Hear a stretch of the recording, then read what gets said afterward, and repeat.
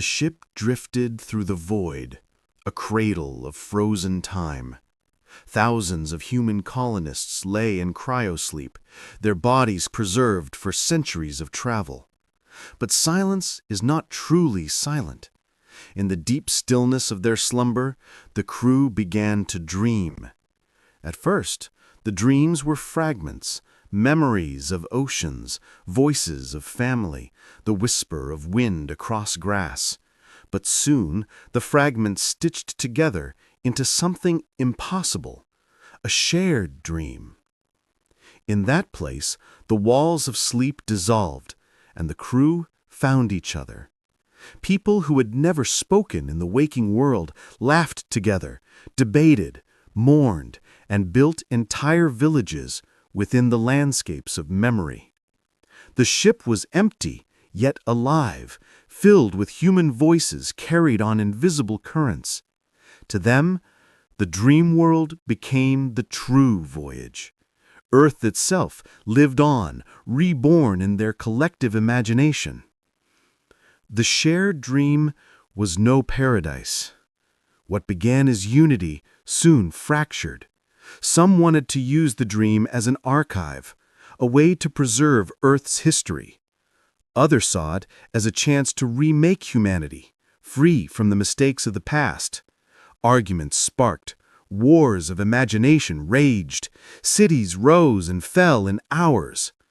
Some dreamers learned to bend the rules of their shared reality, reshaping mountains with a thought. They became architects, prophets, and tyrants. But whispers spread. The dream was not entirely theirs. At the edges of their crafted worlds, shadows lingered, shapes that did not belong to human memory. The crew began to wonder, were they alone in this shared mindscape, or had something in the void found its way into their dreams?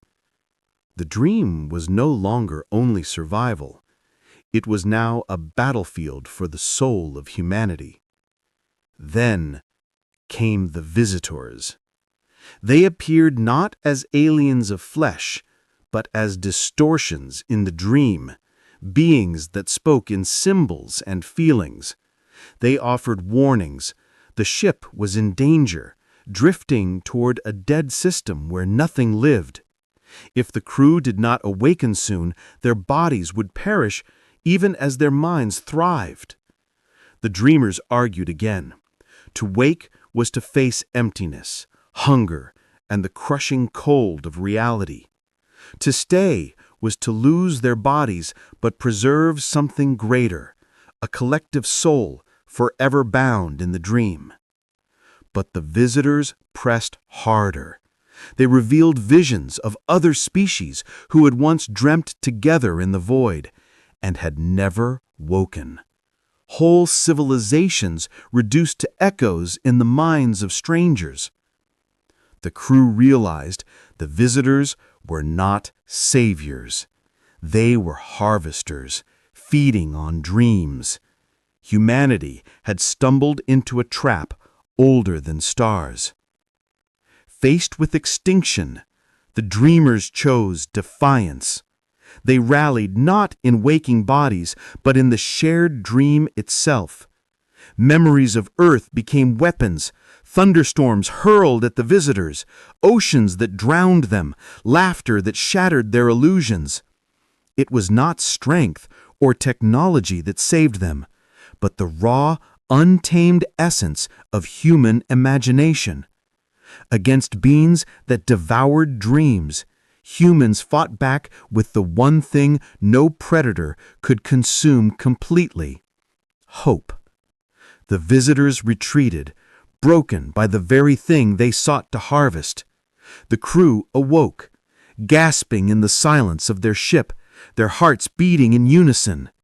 The stars outside were as cold as ever, but inside they carried Earth itself, alive within their memories.